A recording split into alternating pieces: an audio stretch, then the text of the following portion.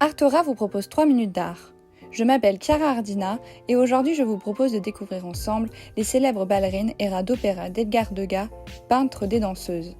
Né en plein romantisme en 1834, Degas fréquente Émile Zola, Stéphane Mallarmé et expose avec les premiers impressionnistes.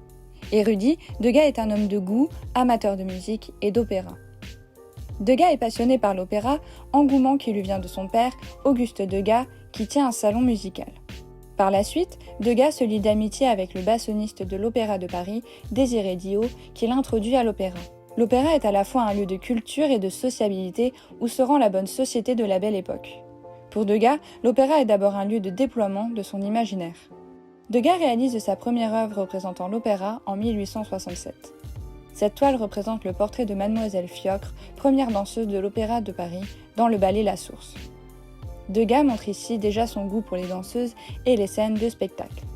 C'est l'année suivante, en 1868, que les ballerines en tutu font leur apparition officielle dans l'œuvre de Degas avec cette œuvre intitulée « L'orchestre de l'opéra », montrant en arrière-plan des jambes de danseuses en tulle rose et vert. En 1871, Degas peint son premier tableau de ballerines en exercice dans les coulisses, La classe de danse. L'œuvre inaugure une série de toiles sur le même thème. Les danseuses sont représentées en répétition ou au repos. Ce qui caractérise ces œuvres est la lumière douce qui s'en échappe, notamment dans les étoffes et les costumes. Les rats de l'opéra lui ont permis de faire entrer en scène d'autres figures comme les maîtres de ballet ou encore les interprètes. L'opéra offre à Degas l'occasion de pouvoir étudier le mouvement et les gestes du corps.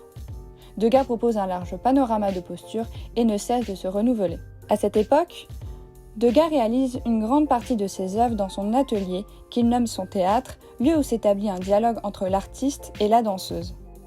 À partir des années 1880, Degas fréquente les coulisses. C'est à cette période que Degas s'adonne à des croquis de danseuses prises sur le vif. Dans ses recherches, Degas tente de capter ce qu'il nomme des instantanés d'existence. La couleur fait aussi partie intégrante de son art. Degas élargit sa palette avec des couleurs éblouissantes comme du jaune, du bleu ou du vert, donnant le nom à certaines de ses toiles. Toutes ces danseuses restent anonymes, les rendant d'autant plus mystérieuses.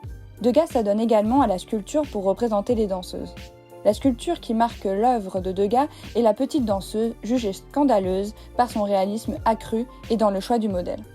Enfin, nous pouvons résumer cet intérêt de l'artiste pour l'opéra à travers cette déclaration « J'ai enfermé mon cœur dans un chausson de satin rose ».